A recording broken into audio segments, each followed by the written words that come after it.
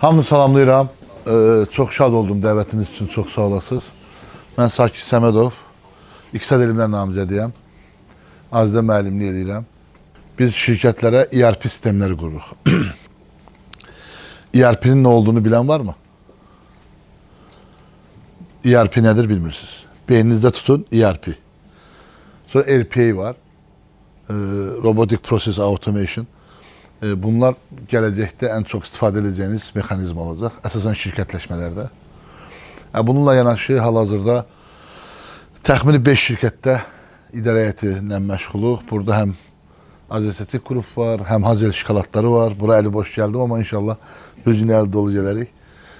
O şirkətlərdə idarə heyətindəyəm. Şirkətlərin sistemləşməsi, strukturlaşması, satışın artırılması, komandanın yığılması, komandanın istiqamətləndirilməsi və beynəlxalq arenaya çıxılması işləri ilə məşğulam. Özüm Dərələzli, Qərbi Azərbaycanlıyam. Təxmini 6 yaşında 1980 ildə göçmüşük bura. Ondan sonra da varlıqdan, kasıblıqdan sonra biraz işləyib nəyisə eləməyə çalışmışıq. 1988-ci ildə bizim 6 yaşımız vardı bura gəldiyimizdə. O zaman ata varlıydı, mülkümüz falan var idi vesaire ama çok sıfıra düştük. Ondan sonra biz elə 11 yaşına itibaren çalışmaya başlamışıq. Ailemizin, atamızın, kardeşimizin yanında olmaya çalışmışıq. Ona göre de indi bu orta məktəbi gəzəndə çok duygulandım. Çünkü ben 35 nömrəli orta məktəbdə oxumuşam. Daha sonra Başçı Anadolu Liseyində oxumuşam. Belki bilirsiniz, belki bilmirsiniz.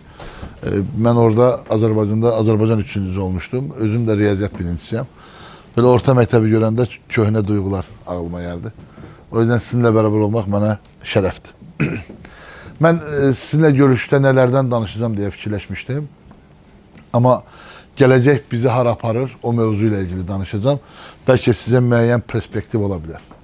Hal-hazırda bizim gençler, benim evladım da hal-hazırda Türkiye'de ilk 4%'e girdi. 1 milyon içerisinde 60. yıl Anadolu Liseyində oxuyur. Türkiye'de təhsil alır. Baxıram ki, onun kompüter bilgisi, oyuna baxışı, işte IT mühendisliği ile ilgili düşüncesi,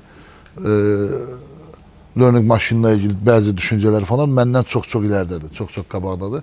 Hətta bəzən mən oğlumla fikir alış-veriş edirəm ki, bəs bu işe necə yanaşım, buna necə baxım? Çünki onların baxış açısı məndən çox daha fərqlidir və çox da faydalanmışam. Hətta bəzi fikirlərində oğluma demişəm ki, yəni buradakı qazancım bəlli bir qismi sənə verə bilərəm. Çünki sənin istiqamətin mənim üçün daha uyğun oldu. Mənə görə sizlər bizdən çox-çox daha uğurlu olacaqsınız və uğurlusunuz. Çünki sizin baxış açınız, sizin müəyyən anlamda algılamanız bizdən çox daha qabaqdadır. Biz kompüter mühendisliyini çok ciddi anlamda bilmirdik. Onun istifade edilmesini bilmirdik. Yeniliklere çok adapte olabilmirdik. Sizin kadar YouTube, Instagram, Facebook istifade etmemize kabiliyetiniz hələ də yoxdur. Ama siz bunu doğru istiqamətləndirsəz, çok da böyük rəqəmlərə nail olabilirsiniz. Bunu neye dayanarak deyirəm? Dünyanın iqtisadi dövriyyəsi hardaysa 110 trilyon dollardır uşaqlar. Rəqəmlərlə arası yaxşı olan var mı? 100 manat, 200 manat değil. 110 trilyonun ne olduğunu bilirik de. Yani milyon, milyar, 110 trilyon. Rəqəmlərlə, bəzən rəqəmlərlə arası yaxşı olmuyor. Olmayanlar var ona göre. Ümumi dövriye 110 trilyon dollardı. Bu 110 trilyon dövriyenin içerisinde ihracat rəqəmi təxmini 24 trilyon rəqəmi qədərdir. 24 trilyonun içerisinde de Çin'in ihracatı 5 trilyona yakındı. Bu rəqəmlərə sizə niye deyirəm? Siz biraz vizyonunuzu daha büyük tutasınız, daha geniş tutasınız ve dünyada söz sahibi olabilecek ya işe sahip olasınız ya da idarəçilik qabiliyyətiniz olsun. Dünyada Amerika'nın dövriyesi hardaysa 26 trilyon dollardı, Çin'in dövriyesi 19 trilyon dollardı. Almanya, Japonya bu şekilde devam ediyor. Ve bu istiqamətdə də ihracat qabiliyyəti olan ölkələrin çoxu texniki altyapısı olan, know-how olan ölkələrdən çıxır. Gələcəkdə hal-hazırda sadəcə mühəndislik deyil, hard və soft integration qabiliyyəti olan məsləklər çox önəmli olacaq. Machine learning demiş olduğumuz mexanizma çox ileri düzeyde olacaq. Süni intellektlə bunları integrasyon deyirlər. Onu bacaran məsləklər çox ileri düzeydə olacaq. Amma bunun hamısıyla bərabər ünsiyyət qabiliyyətini inkişaf elətdirən insanlar hansı nöqtədə olursa olsun liderlik qabiliyyətinə sahib olacaqlar və hər zaman da uğurlu olacaqlar. Mən bir çox ölkədə ticari fəaliyyətim olduğu zaman, eyni zamanda üniversite dərs dediyim zaman bizim Azərbaycan gənclərin onlardan fərqi nədir? Yəni necə fərqləndirə bilərik deyə bir analizimiz var idi. Analizimizdə ortaya çıxan nöqtədir ki, bizdə analitik zəka çox yaxşı düzeydədir, amma biraz mədəni cəsarətimiz zəifdir. Mədəni cəsarət nə deməkdir? Yəni çıxış etmə, təqdim etmə qabiliyyətimizi biraz inkişaf elətdirməliyik. Bəzən də biri danışanda birinin biri ilə məzələnməsi, birinin birinə sataşması belə normal hal kimi görünə bilər, amma çox belə yaxşı bir hal deyil. Əslində insan doğru da desə, səhv də desə, onun danışmasına müsaade etmək lazımdır ki, fikirlərini bəyan eləyə bilsinlər, elan eləyə bilsinlər. Dünyanın bu qədər qloballaşmasının yanında sizin hal-hazırda uzaqdan və ya yaxından, çünki onlayn və offlayn işləmə dönəmi başlayıb, saysız işlər görmə ehtimalınız var. Saysız məsələyə katkı vermə ehtimalınız var. Yəni sizdən sadəcə ciddi organizasyon içində öyrənmə məqsədi ilə çalışmanız və ora yanaşmanız lazımdır. Bəs bizi əngəlləyəcək nöqtələr nə olacaq bu qlobal dünyada? Trilyonları dedik, bizim ümumi dövriyyəmiz bu tərəfdə sadəcə ixracatımız 30 milyard dollar rəqəmi qədərdədir. Çində 4,5 trilyon qədərdir. Yəni haradaysa 150, 200, 300 qatına qədərdir, yaxındır. Yəni biz öz məmləkətimizdə, öz torpaqlarımızda Azərbaycan məhsullarının, Azərbaycan inovativ məhsullarının da xaricə ixracatını başara bilərik, qabiliyyətimiz ola bilər. Kim hansı işlə məşğul olmaq istədiyini bilmədiyim halda bunu deyirəm. Birazdan bəlkə bəzilərinizə tanış olaraq. Bir iqtisadiyyatçı olaraq mən orta məktəbdə iqtisadiyyatçı olmaq istəyirdim. İqtisad nöqtəsində də özümü inkişaf elətdirdim. Amma bir insanın uğurlu olması sadəcə kitaba bağlı deyil. Sadəcə hər hansı bir istiqamətdə çox ağıllı olmasına bağlı deyil. Bir çox şeyi tez anlamasına bağlı deyil. Və ya çox pullu olmasına da bağlı deyil, çox kasıb olmasına da bağlı deyil. Əgər siz uğurlu olmaq istəyirsinizsə, bunun addımlarını bir psikolojik amil olaraq, bir də fiziki amil olaraq, yəni fizik və metafizik olaraq bunu bərabər birləşdirmək məcburiyyətindəsiniz. Çox pullu gördüyünüz, çox güclü gördüyünüz insanlar çox xoşbəxt olmaya bilər. Çox xoşbəxt gördüyünüz adamlar çox pullu olmaya bilər. Çox çaşıb da çox xoşbəxt olmaya bilər. Burada insan xoşbəxtliyi və huzuru harda tapdığına baxmaq məcburiyyətindədir. Niyə bunu deyirəm? Mən sizin yaşlarınızda eşq yaşamışam, sevmişəm, sevməyiblər, kasıb olduğum üçün o zamanlar. Mən sizin yaşınızda hansı məsləkdə uğurlu olacağımı tərcih eləmək istəmişəm, amma baxmışam mənə doğru mentor yoxdur. Bu qədər dəyərli müəllimlər sizə dəvət eləyib sahibkarlarla görüşdürməyiblər, alimlərlə görüşdürməyiblər, bizi o tarixdə görüşdürməyiblər. Yəni, dünya hansı istiqamətə getdiyini biz görməmişik. Yəni, kör olaraq bir şeyləri özümüz oxuyub neysə nəticə almağa çalışmışıq. Amma sizin hal-hazırda əlinizdə bir çox imkan var. Bu imkanları dəyərləndirmək üçün fiziklə metafiziki doğru dəyərləndirmək lazımdır ki, həyatda uğurlu ola bilərsən. Mən 44 yaşım var. 44 yaşıma mənə soruşsanız ki, Sakit müəllim, bir 44 ilinizi danışın, veya 30 ilinizi danışın desəniz, mən bəlkə onu bir həftə danışa bilərəm, bəlkə 2 həftə danışa bilərəm. Daha uzun danışma ehtimalım yoxdur. Çünki keçmiş çox sürətli bir şəkildə həm yaddan silinir, həm də çox sürətli bir şəkildə geçir zaman. İndi siz orta məktəb tələbəsiniz, amma bundan 3 il, 4 il sonra harada olacağınızı özünüz bile keçmişə dönüb nə qədər sürətli keçdi deyəcəksiniz.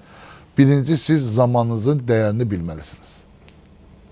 Eğer siz bu zaman size ne öğretir ve bu zaman içerisinde siz ne öğrenmelisiniz ve bu öğrendiğiniz size ne vereceği noktasında özünüzü biraz analiz etseniz, vaxt sərf eləsəniz, görərsiniz ki, həqiqətən mən şəxsən özüm o tarixlərdə zamanımı doğru dəyərləndirmədiyimin fərqində oldum. Çünki mənim yaşımda öyrənməm gerəkən hər hansı bir şey olsa, mesela dil öyrənməsi ilə ilgili mən İtalyan və İspan dilini öyrənməyə çalışıram. Hal-hazırda kursuna da getmişəm, müəyyən speech qabiliyyətimi də artırmışam, amma yetərli deyil. Mən bunu sizin yaşlarda və sizin yaşlardan biraz sonra universitet həyatında da öyrənə bilərdim.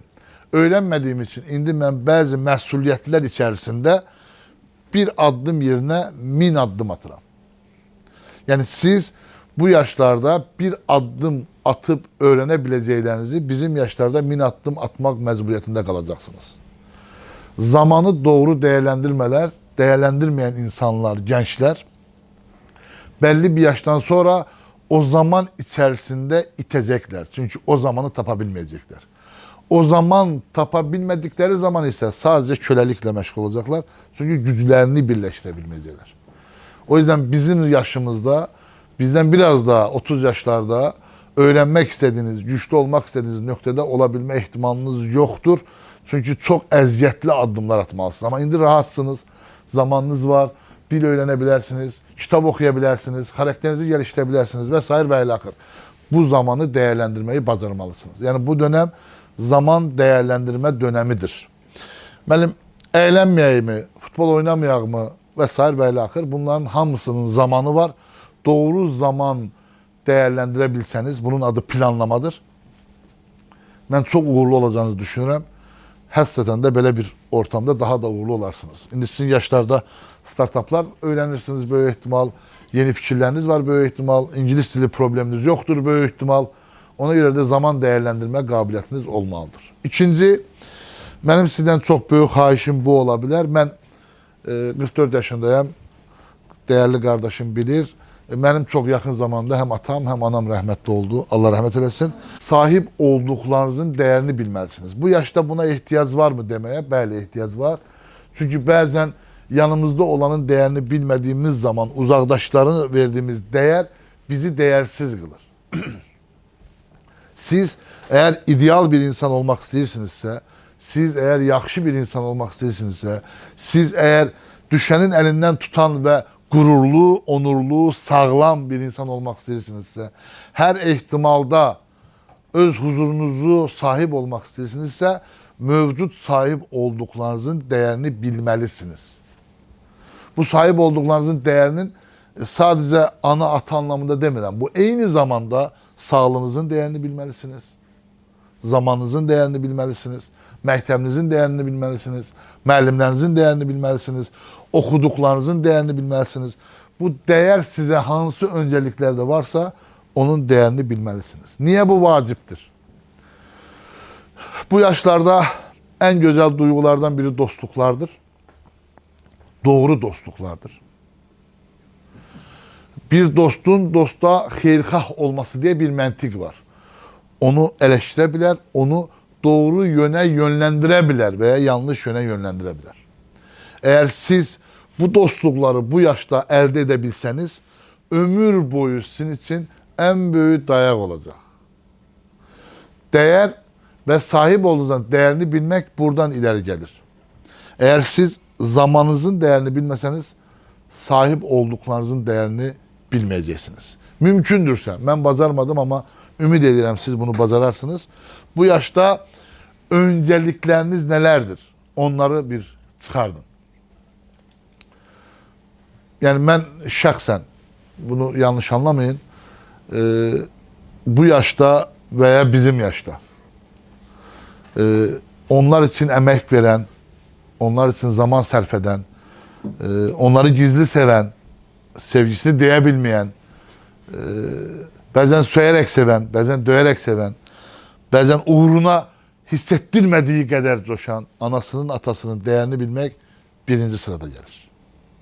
Şimdi bunu siz özünüz değerlendirmelisiniz. Ben sizin yaşlarda bacarmırdım anama seni sevirəm demeyi. Bacarmırdım. Çünkü kişiler sevirəm deyebilmir vesaire böyle. Yanlış düşüncelerden biriydi. Ama ben üniversiteti kazanandan sonra, üniversitede kabul olandan sonra her hafta çətin de olsa, çünkü ben atamdan anamı sevirəm kəlməsini çok eşitmemiştim. Yani üzülürdüm, keşke eşitseydim. Ama ben her hafta zəng edirdim ve anama seni sevirəm deyirdim ve telefonu bağlıyordum. Çünkü qürbətdəydim. ana sevdasının ne olduğunu görmüştüm. Ana yemeğin ne olduğunu hissedirdim, darıxmışdım və s. və ilə. O yüzden sizden çok xahiş edirəm. Bir zaman, bir de mövcud olduğunuzun değerini bilmek, esasen ana ata değerini bilmek çok sağlam lider yetiştirir. Çünkü ben o yaşlarda, sizin yaşlarda mən işləyirdim. Esasen yayda işləyirdim. O yaşlarda kazandığım pulu ben anama getirirdim ki, bəs ehtiyaclar karşısında ben bir balaca kardeşim var, o engellidir. Doğum esnasında Ermeniler yanlış iğne vurup. Yani biz bir aile olarak o aile bağları bizi güçlü kıldı yani. Çünkü eğer senin bir değerin varsa sen değer katacaksan, senin bir değerin yoksa sen hiç kime değer katabilmezsen, senin dostuna da faydan olmaz, ailene de faydan olmaz, hanımına da faydan olmaz, evladına da faydan olmaz. Sen bir değere sahip olmalısın. Sen bir sevgiye, bir duyguya sahip olmalısın ki neyse bir liderliği eleyebilesin. Yaxşılıq değerlere sahip çıkan insanlarda mümkündür. Yaxşı insan değerleri olan insanlarda mümkündür. Yaxşı görünmek de bu şekildedir. O yüzden sizlerden çok xahiş edirəm. Bu hayat çok süratli keçir. Əsas mən bunun uğurla nə əlaqəsi var? Mən hal-hazırda şükür Allah, Azərbaycanda bəlli bir bilinirliğimiz var. Türkiye'de bilinirliğimiz var. Özbekistan'da müəyyən bir bilinirliğimiz var. Ciddi anlamda dinleyenler var vesaire və ilə axır. Ne olursa olsun bu bakış açısında, bu istiqamətdə siz önce mövcuda sahip çıkmalısınız. Ben onu bacarmağa çalıştım ve özüm bile anlamadığım şekilde hayat önüme fürsətlər verdi. Hayat hamıya fürsət verir mi? Yaradan kimsəni fürsətsiz qoymur, ama fürsəti görmek için fərasət lazımdır. Fərasət ve fürsət eyni nöqtədə birləşən iki önemli üslup veya kelimedir. Çünkü insan bir nokta üzerinde çalışır, bir nokta üzerinde özünü inkişaf ettirir. O fırsat gelip çattığı zaman ferasetinle onu görürsen. Çalışmayan insanlarda feraset çok zayıf olur. Misal üçün bazen deyirlər ki, alimler bunu ne oldu? Yattı kalktı mı taptı? 1000 tane deneyden sonra, 1000 tane testten sonra tapır insanlar bunu. Üçüncü size çok önemli bir xahişim. Olur biz insanlarda bazen nifret duygusu, bazen kıskançlık duygusu, bazen çekememezlik, o başarılı oldu, ben uğursuz oldum falan. Bunlar olur. Bunlar insanda, ben sizin yaşlarda çok egoist idim. Yani tahmin etmediğiniz kadar egoist bir uşaq idim. Çünkü evin en balacasıydım. Allah razı olsun, aksaqqal beni en yaxşı halda gezdirirdi. Şoförünü vermişti. Ben maşına binirdim. Düzdür, sonra sıfırlandık. Yani çok egoist büyümüştüm. Ama hayat öyle bir nokta geldi ki egoizmin xoşbəxtlik getirdiği çok az nokta var yani. Mümkün değil. Başkasının sevinci bazen narahat edirdi. Başkasının üzüntüsü bazen sevindirirdi. O yüzden bu yaşta mümkündürse biraz çetindir belki ama kamillik anlamında özünüzde bunu bir yoklamalısınız. Yani başkasının uğru seni üzürse, başkasının üzüntüsü seni sevindirirse neyse bir problem var demektir. Neyse bir problem var demektir. Yani başkasının uğru var, əla. Ben daha uğurlu olmak için bir arzunuz olabilir ama onun için üzülmek, o uğursuz olsun demek asla kabul edilen bir kamillik değil. Eğer siz lider ve faydalı insan olmak istiyorsanızsa bu duygularınızı biraz kontrol etmenizde fayda var. Ama onlar böyle edir axı mənə. Onların ne elediği önemli değil. Senin yaşadığın ve yaşatmak istediğin nedir ona bakmak lazımdır. Bu hayatta hiçbir şey itmir. Hiçbir şey itmir. Emel ümumiyetle itmir. Etmiş olduğunuz her davranışın bir geri dönüşü var. İhmal elediğiniz her anın size bir yük olarak gelme ihtimali var. Eğer siz birine bugün bir yaxşılıq eləyəcəkdirsə, onu eləmirsinizsə, onun bir yükü var. Onun bir ağırlığı gələcəksə belli bir müddət sonra. Çünkü bu hayat bir döngüsü asla itmir. Bazen geri dönüp mən nəyi ihmal eləmişəm? Anamı, atamı, kardeşimi, bacımı, dostumu, müəllimimi neyi ihmal eləmişəm? İhmal ne olduğunu bilirsiniz. Neyi unutmuşam? Neyi dikkate almamışam ki ben bu yük üzerimdedir diye bir bakış açısı olması lazım. Riyaziyyatda da bu var. İspat ettiğiniz zaman riyaziyatta bəlli bir boşluqda dönürsən ki, bu getmir. Hardasa bir problem var. Geri dönürsən ki, bu hardasa bir səhv eləmişəm. Burada düzəltməliyəm. Həndəsə dərsi görürsünüz böyük ehtimal. İlkin baxış önəmlidir. Baxdığın zaman necə çözəcəyinin addımları önəmlidir. Doğru mu? O yüzden bu həyatda üçüncü diqqət eləməniz gereken şey, lütfen ki bu çok vacibdir. Bəzən evin içində də olur, bəzən qohumlar içində də olur. Qohum əqrəbə səni qısqanır, bu da olur. Amma nə olursa olsun siz bir fevkində deyirlər. Bir kənarda durmağı, bacarmağı bu yaşta olsa süper olar. Yəni başqasının sevinci sevinçdir. Onun qədər sevinməsən də sevinməyi biraz bacarmaq yaxşı bir şey olar. Başqasının üzüntüsü də üzüntüdür. Onun qədər üzülməsən də o üzüntüyü biraz hiss eləmək məncə insanlıq üçün çox dəyərli bir şey ola bilər. Bu yaşta niyə sizə lazım olsun? Sizi biraz kamilleştirecek, sizi biraz liderleştirecek, sizi biraz güclü adam eləyəcək, sizi güclü kişi eləyəcək, güclü xanım eləyəcək. Siz çok balaca şey için kimisə aşağılayan biri olmayacaksınız. Şovmen olmayacaksınız. Siz bir insan olacaksınız ve insan olarak sağlam duruşunuz olacak. İnsanın da sağlam duruşu her zaman aydınlıktır ve doğru şeyler getirip çıkartır. Dördüncüsü size tövsiyem ben genç yaşta hakikaten böyle Hint filmlerine çok bakmışım. Bilmiyorum bakan indi siz bakmarsınız Hint filmlerine. Hint filmlerine bakan var mı indi? Bakırsınız. Sevindim. Hint filmlerinde çok qəribə dostluklar çıkır. Mesela burada mühür çıkır. İller sonra görür ki burada bir mühürü var. Sen benim kardeşimsen. Sonra sevgilisini dağdan atlayır falan da böyle şeyler.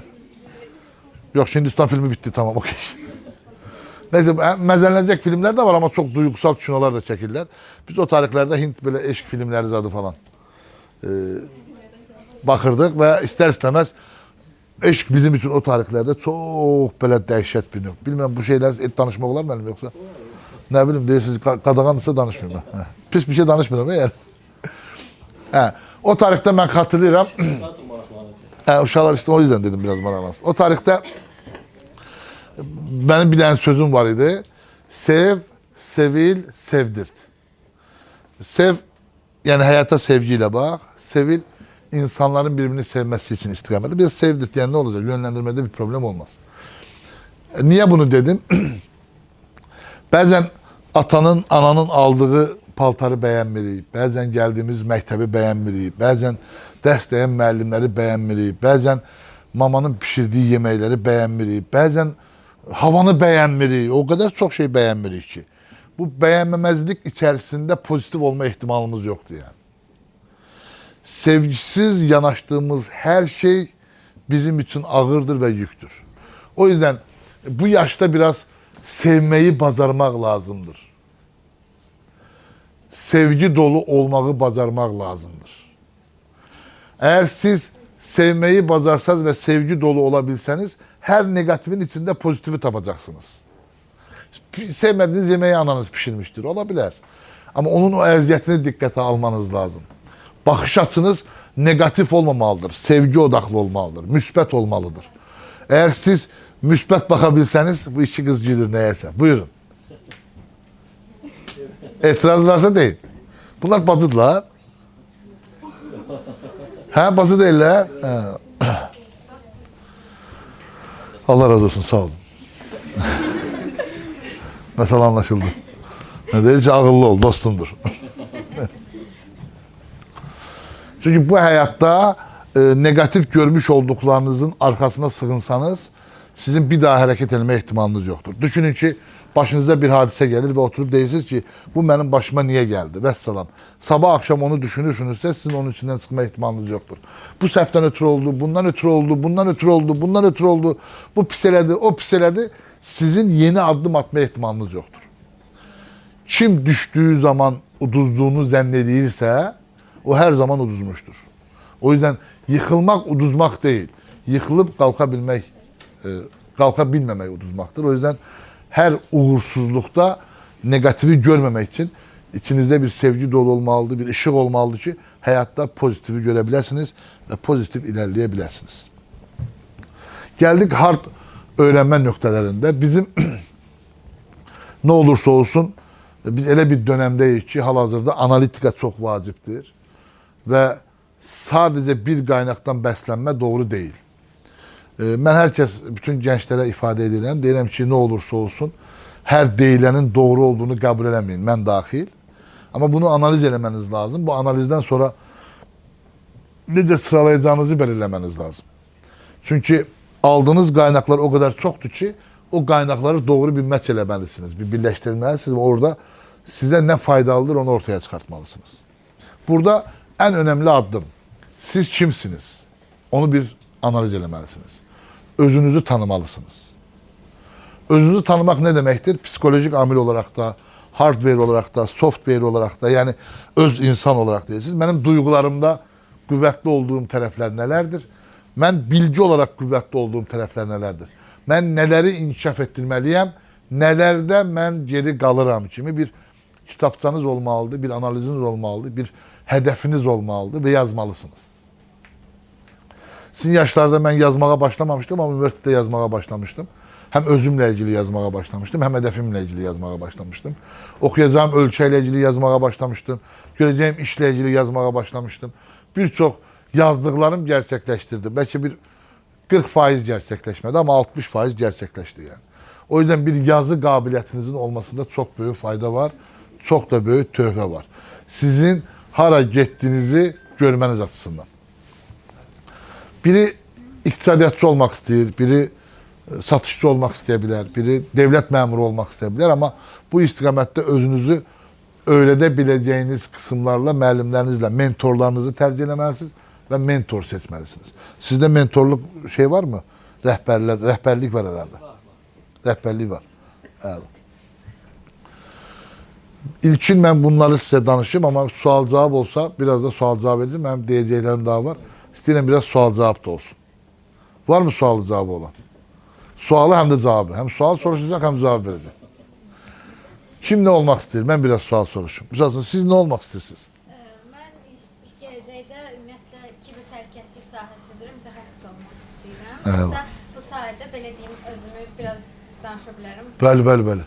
Özümü inkişaf elətdirmək üçün əlimdən gələni eləməyə çalışıram. Düzdür, əslində uşaqlıqdan, belə deyim, uşaqdan ya da 6-cı sinifdən məndə tam formalaşmağa başladı. Kiber təhlükəsizlik. Bəli, kiber təhlükəsizlik. Bir də pilotsuz uçuş aparatlarına çox marağım var. Pilotsuz uçuş aparatları sayəsində ya da kiber təhlükəsizlik. Bunun arasında qalmışdım. Sonra qərara gəldim ki, bu iki sahəni niyə də birləşdirməyim. Pilotsuz uçuş aparatlarına kiber təhlükəsizlik sahəsindən ola bilər ki, kiber hücumlar olsun, onların qarşısını almaq barəsində. Bak, kiber təhlükəsizliklə ilgili sana bir şey deyim. Hər evdə IT-ni bilən bir adam, işte, telefonu istifadə edən bir adam falan necə ki var, bəzən olur. Kiber təhlükəsizlik o qədər önəmli bir məslək olacaq ki, bəlkə hər evdə onu anlayan bir nəfər lazım olacaq. Çünki dijitallaşmanın bu kadar yoğun olduğu bu dönemdə belki en önemli işlerden biri kiber təhlükəsizlikdir. Bu mövzuda mən necə yardımcı ola bilərəmsə, mən də hazıram. Bizim İnformasiya Texnoloji Asosiasiyası var. Mən orada vitse-prezidentəm. Bizim orada bir qolumuzda kiber təhlükəsizlikdir. Orada da bir gəlsinlər, uşaqlar orada bir gəzdirə də bilərik. Həm də bir Elvin Abbasov deyərəm, bərabər bir görüşər. Kiber təhlükəsizliklə mən nömrəsini verim. IT-nin başındadır. O mövzuda çox ileri düzeydədir. Çox fayda. Mən fizikalım. Yok ya buradaki bağlayacak. Süni intellekt ve Süni intellekt bir şey bölmemiz var. Süper. O mövzuyla ilgili mən həm online da İngiltərədə bizim elemanımızı bağlaya bilərəm, tədris verə bilərlər. Bir dənə Elşan var, onu göndərə bilərəm. Yəni bizim onu özdə o görə həmişə çalışıram ki, özümü inkişaf edim. Bravo. Dillərdə falan. Hətta belə ilkin hədəf olaraq elə 6-cı sinifdən özümə götürmüşdüm ki, mən ümumiyyətlə texnofesti falan belə yarışları çox sevirəm. Özümə ilkin hədəf olaraq götürmüşdüm ki, mən Səlçuk Bayraktarın yanında işləməyə başlayacağam. Daha sonra şirkətimi açacağım. Və belə bir şey oldu ki, mənim onunla görüşmə şansım oldu və biz ondan söhbət etdik. Və mən ona ən böyük xəyalımı dedim ki, mənim ən böyük xəyalım sizin yanınızda çalışmaqdır, sizin köməkçiniz olaraq başlayıb, sonra öz şirkətimi qurmaqdır. Və həmin anda onun köməkçisi də oradaydı, onunla da bir söhbətimiz oldu ki, sizin yerinizə keçmək istəyirəm. Torba içində orada yaşayırız. Orada o da hətta Səlçuk Bayraktar özü dedi ki, biz yəni şərəf duyarıq ki, belə Türk millətçi gəlsəniz, gəlsin bizə bizdən belə çalışmaq istəyirik. Bir dənə səndən xahişim var ki, yaxşı insan ol. O kiber təhlükəsizlik səndənsə, bir dənə xahişim. Hər böyle təhlükəli işlər görə bilərsən, değil mi? O sinif yoldaşların sənə gülür, bilmem niyə. Zarafat edirəm. Bravo. Əla. Mədəni cəsarətini çox bəyəndim. Halal olsun sən. Neçənci sinifdə oxuyursunuz? 9-cu sinif. Ay maşallah. İngilis dili falan hər şey qaydasındadır. Harda oxumaq istəyirsiniz? İnşallah istəyirəm ki, kiber təhlükəsizlik sahəsi üzrə araşdırmışam universitetləri, xaricdə oxumaq istəyirəm. Yəqin ki, ya İsveçdə, Norveçdə ya da Almaniyada imtahanlarımı verdikdən sonra artıq yazacağam və seçim. Yəni o hər iki ölkədə də güclüdür. Almaniyada çox daha güclüdür. Bir də ola bilsə USA ola bilər. Uğurlar olsun. Mən Elvin müəllimin nömrəsini verəcəm. İnşallah bura gələcəklər. Süni intellektlə ilgili bir nəfərin daha nömrəsini verəcəm. Onu da dəvət eləsəz, o da çox böyük töhfə verə bilər. Sualınız olmadı ama. Olsun. Məni yönləndirdin. Sualı olan var mı? Vallahi sual verin uşaqlar. Hər şeydən soruşa bilərsiniz. Aranızda aşık olanlar varsa, olanlardan var bir nəfər deyil. Sana buyur. Demək istəmirəm kim olduğunu. Məndə elə bir şey özəlliyi var, üzr istəyirəm. Məndə elə bir özəlliyi var. Məsələn, universitetə dəvət edirlər, həmən orada tapıram aşık olanları. Deyirəm, abala çıx olmadan falan. Buyurun. Sizcə həqiqi dostu çətin gündə, yoxsa uğurlu gündə tapılır? Hər iki gündə. Necə tapılan? Necə tapırlar mı? Dost tapılan bir mövzu değil. Dost senin yanında olan bir mevzudur. Yani tapmağa çıksaz dostu o mümkün değil yani.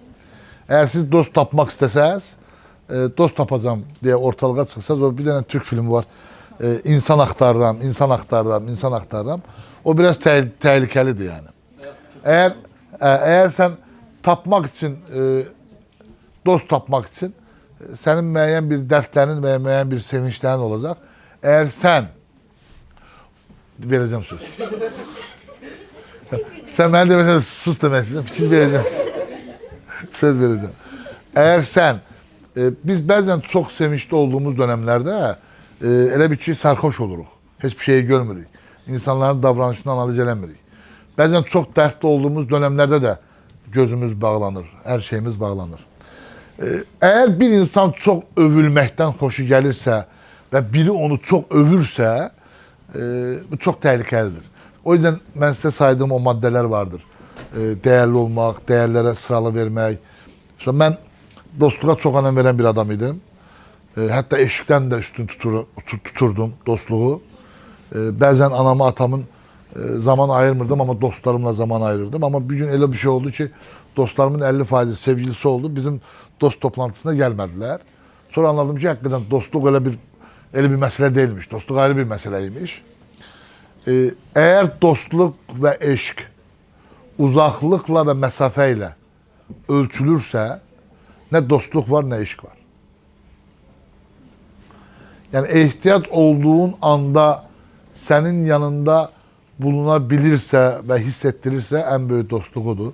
Öyle de olur. Buyurun. Mən dostunuza bir cümlə bildirmək istəyərdim. Mən həmişə atam deyir ki, sən heç vaxt dost axtarma, yəni dost səni gəlib tapacaq. Siz nə düşünürsünüz? Ben de onu dedim az önce. Beynimdə qurtulmuşam. Sen benim dediklerime kulak asmamışsan. Dedim ama dost tapılmır, dost gelsen. Səhərdən de danışıram, öyle ki benden mecelersen. Ben yetim burada danıştım. Sen dedin ki, sen danıştın boş söhbət dedi, görüp. Yani ben senin atanın dediğini dedim az evvel. Dinleseydin daha başka şeyler de demiştin. Allah'ım. Ataları aldı. Okey, hiç istemem, olabilir. Yani az evvel Okan'ın verdiği suala atanın verdiği cevabı başka formada dedim. Yani atan düz değil. Yine düşündüğümü tekrarlayayım mı? Kulak asmadınsa. Yani, başka sual olan buyur. Var. Var sen bilmirsən. Bəli. İqtisadiyyatçı olmaq istəyən var mı? İqtisadiyyatçı olmaq istəyən. Onlar biznese mesela qoşulmaq, satılmaq istəyən biznesin... Var mı biznesmen olmaq istəyən? Biznesmen olmaq istəyirsən. 3 nəfər, 4 nəfər. Nə olmaq istəyirsən? İkinci qrupa gedirəm ixtisas. Amma böyüyəndə tarixçi olmaq istəyirəm. Dünyada olan bütün qızılbaşları bir yerə yığmaq istəyirəm. Dünyada olan bütün uşaqlar, Dünyada olan bütün qızılbaşları bir yerə yığmaq. qızılbaşlar, tarixdəki qızılbaşlar. Oy dədə var. Yeni Şah İsmail gəlir. Ama neyse eləyək, savaş eləməyək də. Hə? Sonra biznesmen... Da biznesmen olmak istedin. Ne oldu? Sen savaşçı oldun. Sonra biznesmen oldun. Sonra ya Allah bismillah savaş. Çok tehlikeli. Bu kardeşi takip edin. Savaş çıkardı bile. Buyur hocam.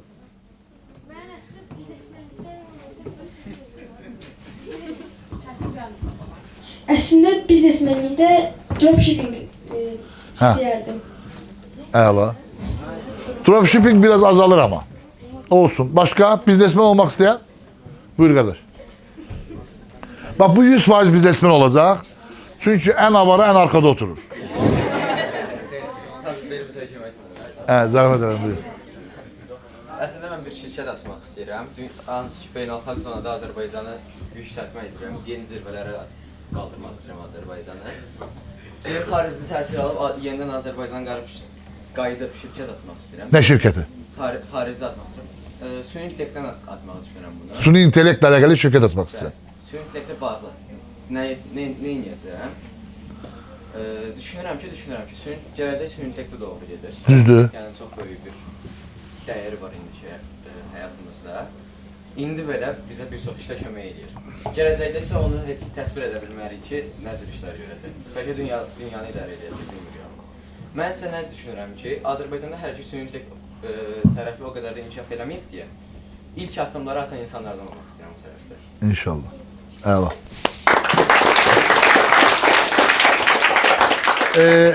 Suni intellektle ilgili Allah razı olsun. Devam edirsen sen. Suni biri mikrofonla mezelenir kimdirse ha.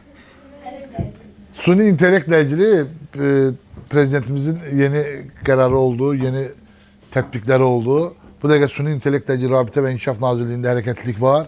Ciddi de inkişaf gelir. Olduğunu size demək lazım. Burada anlatmak lazımdı. Ben 3 nəfərin nömrəsini verəcəm. İddiadan da birinin nömrəsini verərəm. Dəvət edərsiniz. Çünki Suni intellekt bu dakika Azərbaycanda yok değil. Əməlli başlı inkişaf var. Ve bizim Azərbaycanlılar dünyada Suni intellekte sözü keçən adamlardandır. Benim çok değerli dostum var. Çok değerli aksakalım var. Rafiq Əliyev. Tanıyorsunuz mu Rafiq Əliyev'i? O da planların ne varsa diləmət olsun. Hə. Rafiq Əliyev benim çok kıymetlimdir, çok değerlimdir, aksakalımdır. Dünyada çok değerli alimlerdendir. Rafiq Əliyev hansı mesele üzere alim olduğunu bilirsiniz mi? Bulanık məntiq var dünyada. Lütfüzadənin tələbəsidir. Bu birçok Suni intellekt dair birçok altyapının önemli bir dayanağıdır. Bu elə Azərbaycanlı bani eləyib bunu yani. Bunu biləsiniz. O yüzden sizin bu dəqiqə eləmək istədiklərinizi inşallah gerçəkləşdirəsiniz. Sen de biznesmen olmak istedin. Sen yoksa sen? Sen hiç olmak istemiyorsan? Ama duruşun biznesmen de ha. Senin? Ben zaten biznesmenim. Ha? Ben zaten biznesmenim. O duruşun biznesmendir. Mən də əslində xaricdə təhsil alıb yenidən Azərbaycana qayıdıb holding əslində açmaq istəyərdim, biznes sahəsi. Ne üzere holding açmak istiyorsan? Yəni daha çox texnologiya haqqında. Teknoloji, ne teknolojisi? Yəni daha çox siyasi dövlətlərə nə bilim əslində Başa düştüm. Siyasi məhsullar satmak istiyorsan. bəzi Siyasi məhsulun ne olduğunu bilmirəm ama onu satmak istiyorsan. Nədir o siyasi məhsul? Silah satmak istiyorsan. Ha, onu dene de siyasi məhsul nedir? Uşaqlar, mən sizdən bu yaşdan bir dənə də xahişim var. Çok utopik hedefleriniz olsun. Ama reallığa yakın hedefleriniz de olsun. Mesela silah satmak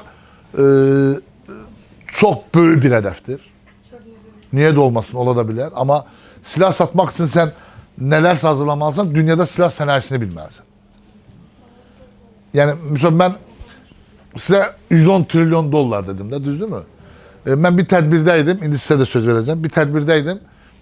Bir dənə xanım, Türk xanım, Zeynəb xanım gəldi dedi ki, artıq aya tır göndərirlər. Tır bilirsiniz də, yəni trak. Kamaz. Aya kamaz göndərirlər. İşte o muhasebeci qalmayacaq, Suni intellekt anasını ağladacaq, o bunu eləyəcək. Aya roketlə bu getdi, ayda yat belə də qadın bütün hamının moralini bozdu ki, 2 ilə sizin işiniz qalmayacaq. 7 il əvvəl bu çıxış eləmişdi. 7 il əvvəl çıxış eləmişdi, dedi ki 2 il sonra siz getdiniz. Mən də orada oturmuşdum, mən də çıxışlardan biriyəm. Mən də düşdüm Lomkaya. Mən də şirkətlərdə CEO-yam, pul qazanıram falan filan. Neysə, bundan sonra mən çıxış edəcəm. İndi mən buna sataşmalıyam və ya mənim argümanım olmalıdır ki, xalas, ay Zeynəb xanım. Ay Zeynəb xanım, sən nə danışırsan, elə şey mi olar falan deməliyəm. Neysə, çıxdım çölə, baxdım ki, bir dənə sahibkar zəng edir ki, mənim ambarımda oğurluq var, xalam oğlu falan filan. Dedim ki, yox, hələ bizim işimiz var. Çünki elə xala oğlu, bibi oğlu, o işin başında bu, suni intellekt haqq gətirə yəni, harada suni intellekt.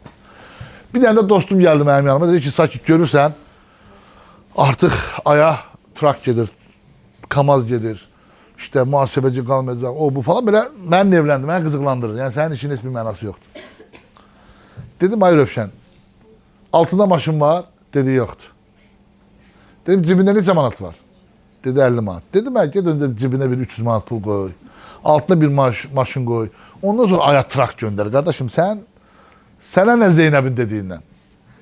O yüzden bəzən cibdə pul olmayanda, iş olmayanda insan müəyyən bir xəyallar satır. Və o adamlar o xəyallarla yaşayır. Amma yəni realda çörək almağa pulu yoxdur da yəni. Mən o adama dedim ki, qardaş, ged bir altından maşını al, sonra aya tır göndərərsən. Sən orada deyilsən. Sən öncə bir maşın al yəni. Tır getsin, sən bir dənə maşını al, 7 il dənə maşını almayıb özünə. O aya tırı gözləyir, aya tır gedəcək, məni də aparacaqlar falan. Çox ağıllı bir adamdır, inanılmaz ağıllıdır. Sabah akşam oxuyur. Amma o Zuckerberg oxuyur, nə bilim, işte geldi Elon Musk oydu, nağardı bunlar. Deyirəm, ha kişi, sən Bezos değilsən. O da elə varlı olmayıb, o başka bir, onlar garajdan çıxmayıb, o bir nağıldır, hikayədir. O değil, sen önce bir real. O yüzden sizde bir reallığa yakın hedefleriniz de olsun. Xaricə gedib oxuyub gələcəm, okey. Ona görə deyirəm ki, uşaqlar yazın bəzi şeyləri. Özünüz bəzi yazdıqlarınıza bəlli bir müddət sonra güləcəksiniz. Buyur hocam. Heh. Buyur, keçək bura. Biznesmen. Mikrofon. Mikrofonsuz danışmır müəllim. Niyə səs çıxmır ki?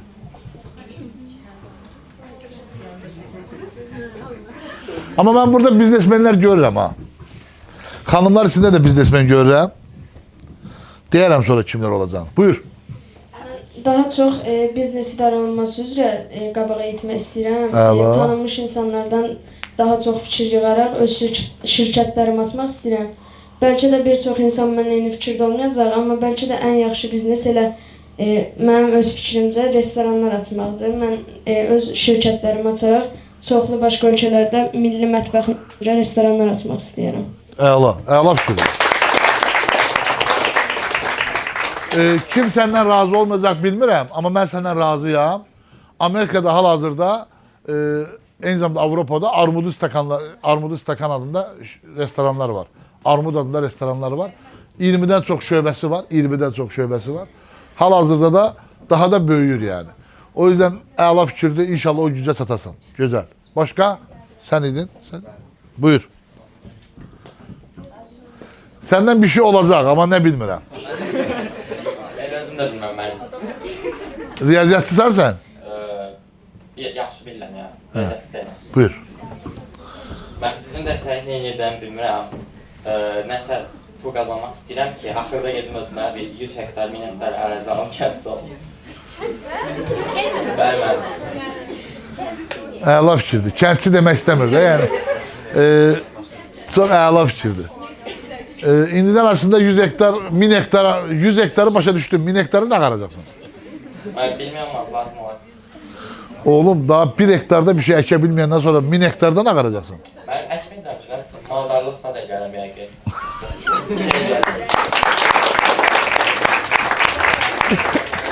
Bu qardaşı Kənd Təsərrüfat Naziri ilə tanış eləmək lazımdır.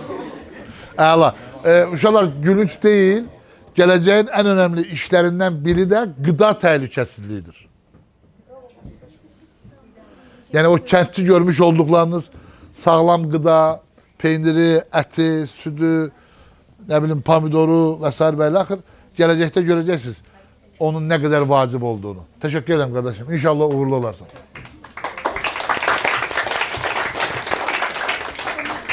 Orada mikrofon istiyorlar ha? Sen istiyorsan. Yazdı bize değil. Telefona yazdı. Bu 100% haralsan sen. Ha? Harasından.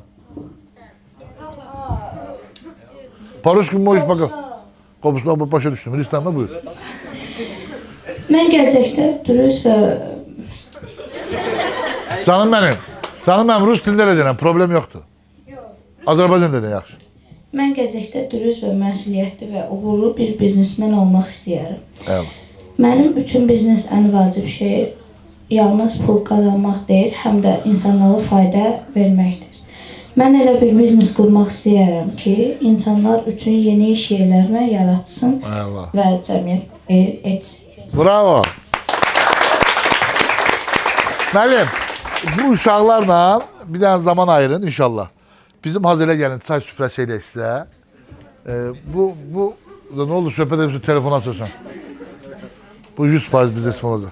Hə, fayda mənim ən önəmli, mənim telefonumda fayda grubu diye bir grup var. Orada 100'e yakın sahipkar var. Fayda grubu. Orada esas məqsədimiz faydalı olmaqdır. O kəlmə çox önemli bir sehirli kəlmədir faydalı olmaq. İnşallah bir yığarsız 15-20 nəfər hamısını da yetə bilərsiniz ama ara yetin də. Hamısı orada şillə şapalaq olacaq. Sen niye böyle eləyirsən? Hə? Hə. Mən gözləyirəm. Bir çay süfrəsi edeyim uşaqlar için. Əla. Başka sual olan? Buyur. Ama bu uşaqlar çok ağıllı da. Eşikdən zaten soruşmurlar. Halal olsun. Müəllim, gələcəkdə sizə milli məktəb harisə yayılacaq. Bəli, çox. Bu dəqiqə yayılıb. Milli mətbəx yayılıb və yayılır. Çində bu dəqiqə Türk və Azərbaycan mətbəxi 15.000 metr kvadratda, 15.000 kvadrat metrdə restoran var, fulldur yəni, işləyir. Guangzhou'da. Ciddi pul qazanırlar. Bəli. İqtisadiyyatla bağlı sual vermək olar. Bəli. Sizcə digər Azərbaycan bölgələrinin necə Bakı qədər yüksək iqtisadi qalxındırmasına səbəb ola bilərik? Evet, çok güzel sualdı. Hal-hazırda ben devlet memuru değilim ama bildiğim kadarıyla Kənd Təsərrüfat Nazirliyinin belə bir stratejik planı var.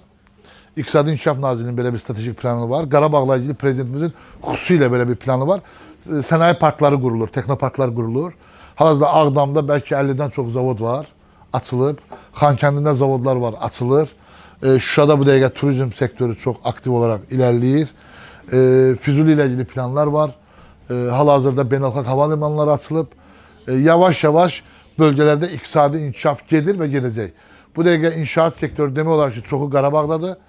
Bununla da yanaşı beynəlxalq sənayicilər, beynəlxalq istehsalatçılar, markalar Azərbaycana axış edirlər. Gələcək 3 ilimiz, 5 ilimiz daha da parlaq olacaq.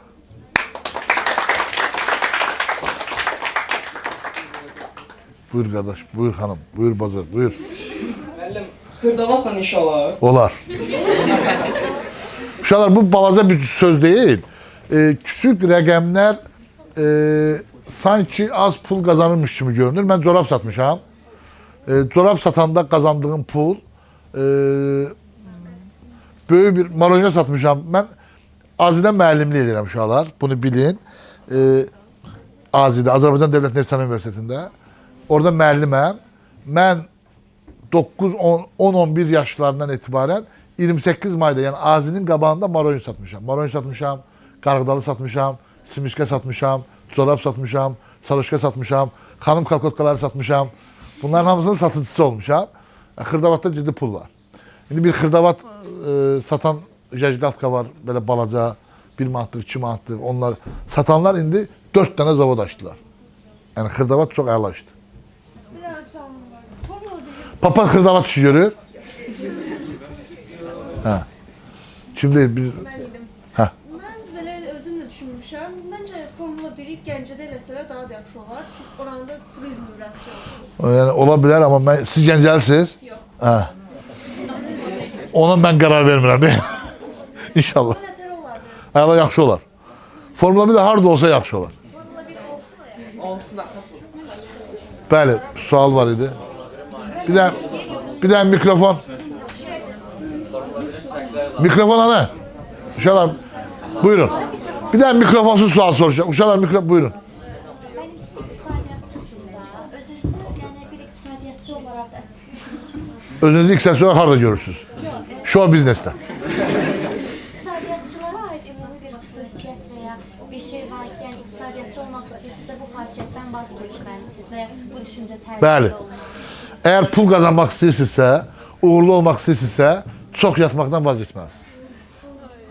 Uşaqlar, düzlər, bax doğrular bu yaşta. Buna qulaq asın, bu kəlməni də yazın. Bu kəlməni yazın. Şşt.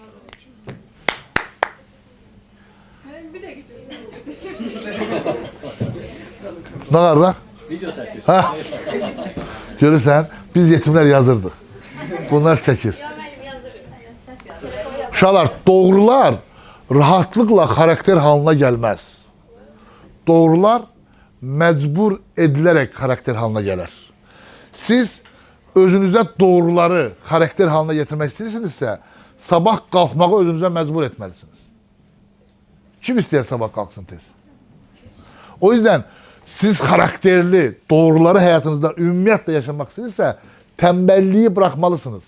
Bazı doğruları bu yaşta özünüze mecbur etmelisiniz. Doğrular özünüze mecbur ederek sizin karakterli halınıza gelecektir. Ben hələ də hər səhər toplantı qoyuram. Hər səhər. Mən özüm qalxmaq istəyirəm, amma tək olduğum için qalxmaya bilərəm də plan zad eləmədiyim zaman. Amma biriyle görüş qoyuram ki, mən səhər qalxım, gedim toplantı edeyim. Güne tez başlamak vaciptir, çalışmak vaciptir. Rahatlıq, tembellik, yattım pul gelecek. İndi bunlar eləyirlər. Manifest, 7-7, oldu. İşte gel geldi, getdi. Sizden xahiş edirəm. Yani onlar bilmirəm, ben bir şey demirəm yani. Özünüz bilən məsləhətdir, ama çalışmak lazımdır.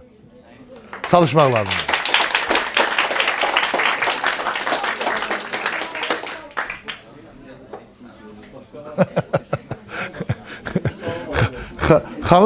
Hanım kızımız ele alkışladı ki, ele bir Aygün Kazım'a bakışıyor. Bravo. Evet, başka? Yani uğurlu insana göre değişir. Uğurlu adamam demek olmaz. Uğurlu görünürəm, elə demək olar. Yəni sizin həyat yolunuzda qarşınıza çıxan ən çətin yol olsun, mane olsun, nədir? Xəyanət. Dost xəyanəti. Bəli, dost xəyanəti, güvəndiyinin xəyanəti. Çox ağırdı. Çox ağırdı. Allah düşürməsin, çox ağırdı. Çıxmaq mümkün değil. Sadece severek, sevgiyle. Yaddan çıxmaz xəyanət. Bəzi bu xəyanətlərdən dərs alırsınız. Az evvel onu dedim elə bir, ona da qulaq asmadım.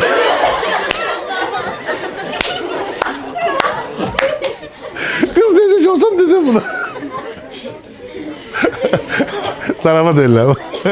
Aha, bak eləyə bilmirdim ha, uca bak bazardım ha böyle. Buydu. Bir tanesi de vardı, uca onu unuttum. Ha belə, aysa.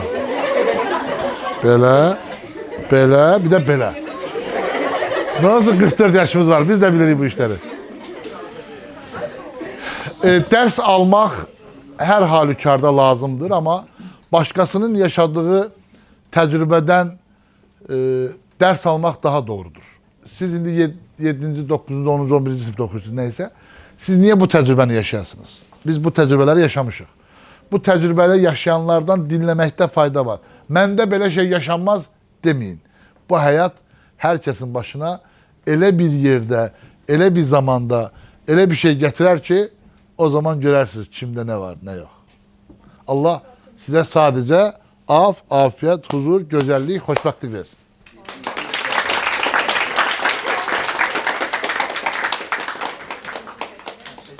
Başka sual olan var mı? Negatif əsla verəcəm. Negatif əsla düşünməyin. Peyğəmbərimizin bir sözü var, afiyet, huzur. Bu indi deyirləri pozitif düşün. Bizim tarixdə bunlar var zaten. Ben son 1-2 söz deyəcəm, ondan sonra sözü sizə verəcəm. Sen buyur, sonra ben deyərəm. Ne kadar? Adam centilmendi. Gelin centilmeni alkışlayalım. Bravo. Sen hangi aydan doğmuşsan? Hangi ayda? Ne dedi? Ben Aprel'in 5'i olmuş ha. Ben biraz böyle falsılık kabiliyetim var az çok. Qoçam ben, qoç. O balıktı ha. Ben deyəcəksin benim sen burçlara, manifestlara. O biraz xüsusiyyət olarak baktım ki yaxşı. Buyur xanım. Siz belə xarizma ilə çatmışsınız. Ne almışam? Ha, karizma. Oo. Bak görürsünüz bir tane yaxşı söz seni eridir. Halbuki sende bir karizma yoktu. Ama ne dedi? Siz bu karizmayı necə satmışsınız? Çok teşekkür ederim. Bu senin gözünün güzelliğiydi ama karizmaya çatmak olmur. Karizma doğulur falan. Sana dedim. Yok ben çok böyle karizmatik olduğumu bu normalde hanımların kişileri aldatma yöntemi de bilirsiniz. Ben üzr istəyirəm biraz avaralıktan danışım. Bunu da qeydiyyata alırsınız. Bunu almasaydınız yaxşıdır. Neyse.